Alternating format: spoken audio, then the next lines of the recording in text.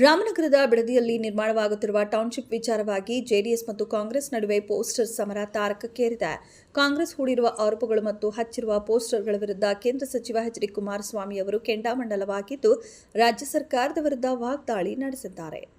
ಮುಖ್ಯಮಂತ್ರಿ ಸ್ಥಾನಕ್ಕೆ ಏರಿದ ಮೇಲಾದರೂ ಇಂತಹ ಕೆಳಮಟ್ಟದ ರಾಜಕೀಯ ಮಾಡುವುದನ್ನು ನಿಲ್ಲಿಸುತ್ತಾರೆ ಅಂತ ಭಾವಿಸಿದ್ದೆ. ಆದರೆ ಬ್ಲೂ ಫಿಲ್ಮ್ ಮಾಡಿಸುವುದು ಮತ್ತು ಸುಳ್ಳು ಪೋಸ್ಟರ್ ಅಂಟಿಸುವ ಇತರ ವಿಕೃತ ಮನಸ್ಸು ಬದಲಾಗಿಲ್ಲ.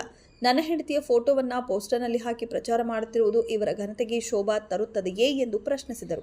ಪೋಸ್ಟರ್ಗಳಲ್ಲಿ ಉಲ್ಲೇಖಿಸಿರುವ 100 ಎಕರೆ ಜಮೀನಿನ ಬಗ್ಗೆ ಸ್ಪಷ್ಟನೆ ನೀಡಿದ ಅವರು, ನಾನು 40 ವರ್ಷಗಳ ಹಿಂದೆಯೇ ಕಷ್ಟಪಟ್ಟು 46 ಎಕರೆ ಜಮೀನನ್ನು ಖರೀದಿಸಿದ್ದೇನೆ. ಅದನ್ನು ಬಿಟ್ಟು ಬೇರೆ ಯಾವ ಜಮೀನು ನನ್ನ ಹೆಸರಲ್ಲಿಲ್ಲ. ನನ್ನ ಪತ್ನಿ ಅನಿತಾ ಕುಮಾರಸ್ವಾಮಿ ಅವರು 36.37 ಎಕರೆ ಜಮೀನನ್ನು ನ್ಯಾಯಯುತವಾಗಿ ಖರೀದಿ ಮಾಡಿದ್ದಾರೆ.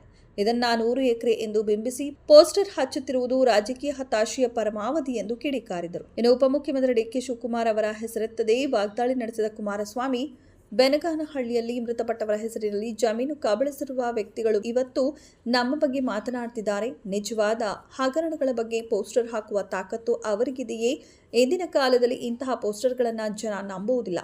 ಇಂತಹ ಕೆಲಸಗಳಿಂದ ಮುಖ್ಯಮಂತ್ರಿ ಕುರ್ಚಿಗೆ ಗೌರವ ಬರುವುದಿಲ್ಲ ಎಂದು ಹರಿಹಾಯ್ದರು.